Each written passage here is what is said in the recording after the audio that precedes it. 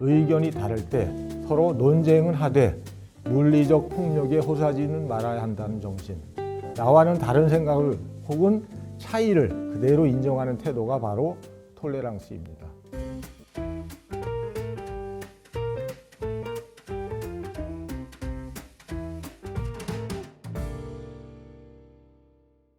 안녕하세요. 이번에 강원대가 선보이는 프로젝트 보험 내 인문학과 관련해서 유럽의 정신적 미덕이란 주제로 강연을 하게 된 동문과 오윤희입니다. 제가 오늘 여러분들에게 소개할 주제는 톨레랑스입니다. 톨레랑스는 일반적으로 관용이라고 번역합니다. 그리고 그 의미는 나와는 다른 생각을 가지고 있는 상대방을 그대로 인정하자는 것이죠. 유럽은 식민지 지배를 통해서 우리보다 훨씬 먼저 다문화 사회를 경험합니다. 즉, 이들의 사회에는 다양한 이질적인 구성원들이 공존합니다. 예를 들면 흑인이 대거 유입되는 것이죠. 이들에게 톨레랑스는 사회의 다양한 구성원들이 서로 공존하는데 가장 필요한 사고방식이라고도 할 수 있습니다. 톨레랑스라는 용어가 우리에게 익숙해진 것은 1990년 중반 한국의 한 망명가를 통해서입니다. 그의 이름은 홍세화입니다. 그는 1970년대 반독재, 반유신 운동 전력 때문에 프랑스에서 망명 생활을 하다가 한국이 민주화되고 난 이후에 귀국합니다. 그가 파리에서 망명 시절 직업으로 택했던 택시 운전 시절을 회고하는 책 나는 파리의 택시 운전사가 대중에게 널리 알려지면서 그 책에서 강조되었던 톨레랑스가 유행하기 시작했고, 그 이후에 프랑스식 발음인 톨레랑스가 그대로 쓰이면서 일반화되었지요. 제가 오늘 톨레랑스를 강연의 주제로 택한 이유는 요즘 우리나라에서 가장 절실하게 요구되는 정신이 바로 톨레랑스 정신이라고 생각했기 때문입니다. 요즘 지금이 우리 민족의 최고 전성기가 아니냐라고 말하는 분들이 많습니다. 소위 한류라는 것이 세계적으로 각광을 받으면서 각 분야에서 한국적인 것들이 유행하고 있기 때문이죠. 하지만 우리의 내부를 잘 들여다보면 극한의 대치를 이루는 면면도 많이 있습니다. 예를 들면 정치나 노사 관계에서 격렬한 반목과 적대시는 정말 그게 다다른 것 같다는 생각이 들어요. 거의 원수를 대하는 듯한 태도와 언행을 쉽게 보고 들을 수 있습니다. 이런 이유 때문에 지금 우리에게 가장 필요한 정신이 바로 톨레랑스라는 것이 저의 생각입니다. 자, 그러면 먼저 톨레랑스에 대해서 좀 더 자세히 알아보겠습니다. 이미 언급했지만 톨레랑스는 프랑스식 발음입니다. 영어로는 톨러런스, 독일어로는 톨레란츠라고 합니다. 이 세 가지 발음이나 스펠링이 거의 비슷하죠? 그 이유는 이 단어들이 모두 라틴어 톨레라레에서 유래한 단어이고, 이 라틴어 단어의 의미는 참다, 견디다입니다. 즉, 다른 의견을 가진 사람이나 상황을 참는다 혹은 견뎌낸다는 의미이죠. 톨레랑스의 사전적 정의는 다음과 같습니다. 정치, 종교, 도덕, 학문, 사상, 양심 등의 영역에서 의견이 다를 때 서로 논쟁은 하되 물리적 폭력에 호사지는 말아야 한다는 정신, 즉 다르다는 것을 인정하는 정신이라고 할 수 있죠. 우리는 보통 톨레랑스를 관용으로 번역하는데 여기에는 사실 큰 문제가 있습니다. 관용의 사전적 의미를 살펴보면 남의 잘못을 너그럽게 받아들이거나 혹은 용서하는 것입니다. 즉, 관용에는 관용을 베푸는 사람의 도덕적 우위가 내포된 말입니다. 다시 말하면 잘못한 사람을 봐준다는 의미가 포함되어 있습니다. 자, 용어 관용에는 봐주는 사람의 도덕적 우위 혹은 권력적 우위가 포함되어 있습니다. 하지만 톨레랑스에는 그런 의미가 전혀 있지 않습니다. 이런 도덕적 혹은 권력적 우위가 전혀 배제되어 있다고 할 수 있습니다. 잘못한 것이 아니라 단지 다른 생각을 가진 사람은 그대로 인정한다는 의미입니다. 나와는 다른 생각을 혹은 차이를 그대로 인정하는 태도가 바로 톨레랑스입니다. 서구에서 톨레랑스가 보편적 가치로 자리 잡은 시기는 18세기, 즉 계몽주의 사상의 확산과 개인주의가 발전한 시기라고 할 수 있습니다. 개인주의는 여러분이 잘 알다시피 개인의 존엄, 가치, 권리 등을 중시하는 사상입니다. 국가나 집단보다 개인을 우선시합니다. 전체주의, 예를 들면 파시즘과는 정반대의 사상이라고 할 수 있죠. 개인주의의 확립은 톨레랑스의 전제 조건이라고 할 수 있습니다. 왜냐하면 개인이 자신의 고유한 주장을 하는 것이 가능할 때 당연히 이러한 개인의 의견을 존중하는 톨레랑스도 가능하기 때문입니다. 개인주의 확립에 중요한 역할을 한 대표적인 학자는 영국의 존 로크와 프랑스의 볼테르입니다. 존 로크는 개인주의 발전에 가장 큰 역할을 한 학자인데 그는 시민정부론에서 개인은 자신의 유일한 주인으로서 자유롭게 행동할 수 있다라고 주장합니다. 또한 볼테르도 그의 많은 저서에서 사상과 표현의 자유를 주장하면서 개인주의 확립에 큰 역할을 했지요. 서양에서 톨레랑스 정신이 주목을 받기 시작한 것은 16세기 초의 종교개혁 이후입니다. 즉, 기독교의 분화 과정에서 생기는 갈등과 관계가 있습니다. 종교개혁 이후 생긴 루터파나 칼뱅주의자들의 믿음을 가톨릭 교도들이 탄압하면서 갈등이 크게 생깁니다. 당연히 분쟁이 생기고 이 분쟁을 해결하기 위해서 생기는 믿음의 자유의 근거로서 톨레랑스가 주목을 받기 시작합니다. 최초의 톨레랑스 선언은 토르다 칙령입니다. 당시 토르다, 현재는 루마니아 지역인데요. 그 토르다 지역에는 루터교, 개신교, 가톨릭, 유니테리언 등 다양한 종교들이 공존하고 있었는데 토르다 의회에서 믿음의 자유를 인정하는 칙령을 의결합니다.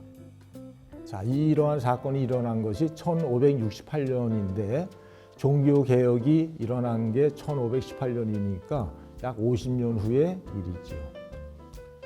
역사적으로 토르다 칙령보다 더 큰 영향을 주었던 톨레랑스 선언은 1598년의 낭트 칙령입니다. 이 선언은 톨레랑스 칙령으로도 불리는데 프랑스의 앙리 4세가 1598년 4월 13일 선포한 칙령입니다. 프랑스 내에서 가톨릭 이외에도 칼뱅주의 개신교 교파인 위그노의 종교적 자유를 인정한 선언입니다. 이로써 앙리 4세는 개신교와 가톨릭 교도 사이에서 화합을 도모했습니다. 낭트 칙령은 위그노에게 광범위한 종교적 자유를 주었으며 개인의 양심, 믿음의 자유를 선언한 것이라고 할 수 있죠. 18세기 계몽주의 시대에 접어들면서 톨레랑스의 범위가 종교를 벗어나서 일반 사상으로까지 확산됩니다. 계몽주의란 여러분이 잘 아시다시피 17, 18세기에 유럽 전역에서 일어난 혁신적 사상입니다. 교회의 권위에 바탕을 둔 구시대의 정신적 권위와 사상적 특권과 제도에 반대하면서 인간적이고 합리적인 사유를 강조하고 이성의 계몽을 통해서 인간 생활의 진보와 개선을 중요시하는 사조지요. 이 시대를 거치면서 종교에서만이 아니라 정치, 도덕, 학문, 사상, 양심에서의 톨레랑스가 강조되기 시작합니다. 독일의 대표적인 계몽주의 작가인 레싱이라는 작가가 있습니다. 그는 그의 시곡 견자 나탄이라는 작품에서 재미있는 우화를 하나 쓰고 있습니다. 이 반지의 우화는 이런 톨레랑스 정신을 가장 잘 나타내주는 이야기입니다. 그 내용은 다음과 같습니다. 어느 집안에 대대로 보물로 전해지는 반지가 하나 있었어요. 그 반지는 집안의 가장 선하고 현명한 아들에게 계속 전해져 왔어요. 자, 어느 때에 이르러 아들 3명이 있는데 아버지가 보기에 그 어떤 아들에게 반지를 전해줘야 할지 모를 정도로 모두 선하고 훌륭했어요. 고민하던 아버지는 반지 2개를 똑같이 만듭니다. 그래서 이 반지 3개를 아들 3명 모두에게 전해주고 죽습니다. 자, 반지를 받은 아들 3명은 당연히 자부심을 가지고 잘 살게 됩니다. 하지만 시간이 지나면서 형도 그리고 동생도 반지를 갖고 있다는 사실을 알게 됩니다. 그러면서 자연스럽게 분쟁이 생깁니다. 서로 자기 반지가 진짜라고 싸움을 하다가 결국에는 지방 법관에게 찾아와서 진짜 반지를 찾아달라고 부탁합니다. 법관은 세 개의 반지는 모두 가짜라고 말합니다. 왜냐하면 만일 진짜 반지가 있다면 이렇게 형제간의 싸움을 하지 않을 것이기 때문입니다.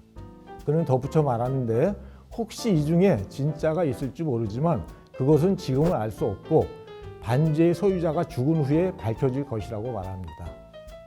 이후에 계속 착하고 선하게 살다가 죽으면 그가 갖고 있던 반지는 진짜 반지가 된다는 것이지요.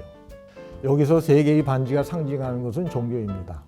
당시 유대교, 이슬람, 기독교가 서로 진짜라고 주장하는데 이렇게 서로 싸우는 종교는 진짜가 아니라는 것을 암시합니다.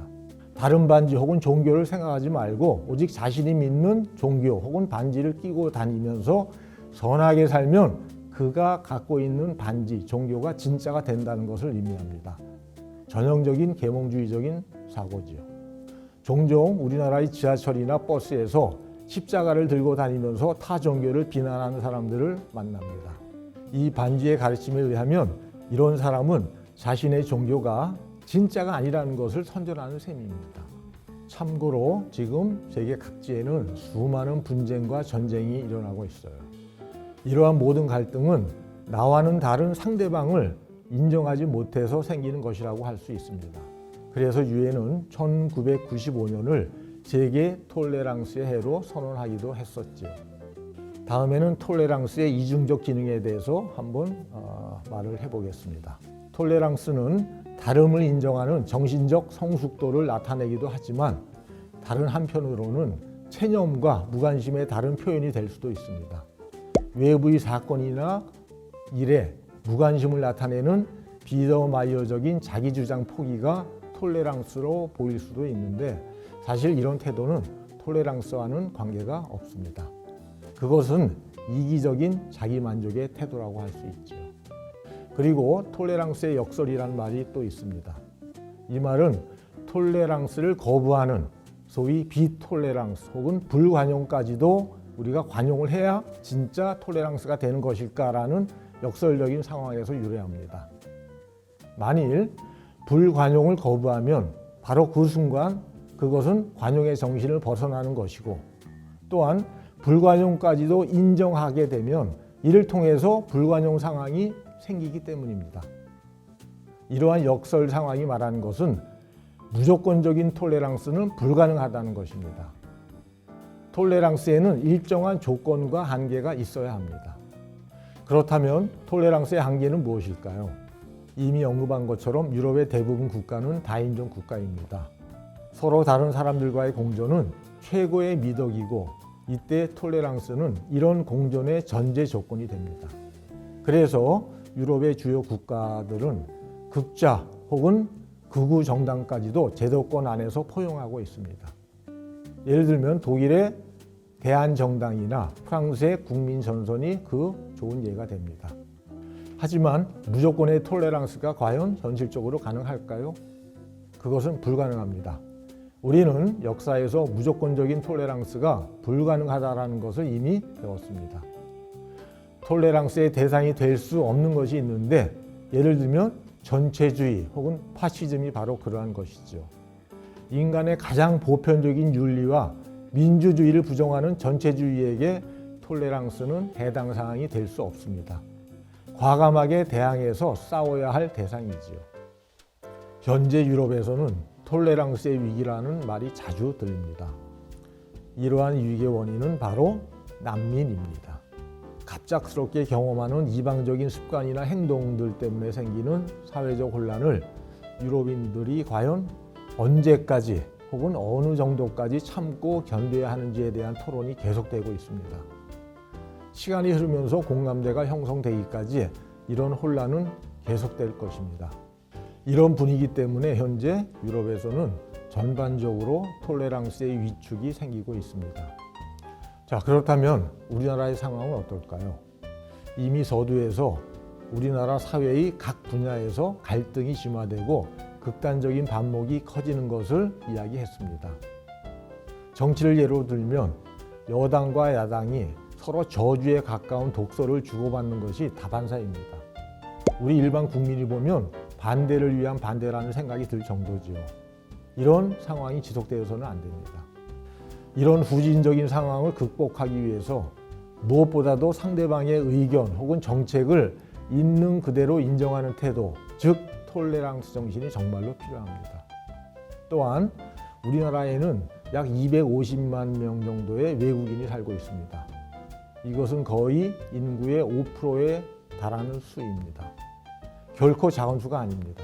한국의 사회도 이미 다문화 사회라고 말할 수 있습니다. 이런 상황에서 예를 들어 단일 민족 운운하는 것은 자칫하면 윤리적 혹은 도덕적 절대주의를 강조하게 되는 것입니다. 톨레랑스와는 먼 폐쇄적인 사회 분위기가 형성될 수 있습니다. 이렇게 모두가 조심해야 할 것들이 사회 곳곳에 존재합니다. 우리 모두는 이제 사회의 다양성과 서로의 차이를 인정해야 합니다. 이런 톨레랑스 정신을 우리는 실천할 수 있어야 합니다. 단지 아는 것만으로 그치는 것이 아니라 행동으로 실천을 해야만 합니다. 이런 톨레랑스적 행동을 위한 노력과 훈련이 필요한 때가 바로 지금이라고 생각합니다. 자, 오늘 유럽의 정신적 미덕이라고 생각이 되는 톨레랑스에 대해서 여러분들과 함께 생각해 봤습니다. 어떻게 느끼셨는지 궁금합니다. 감사합니다.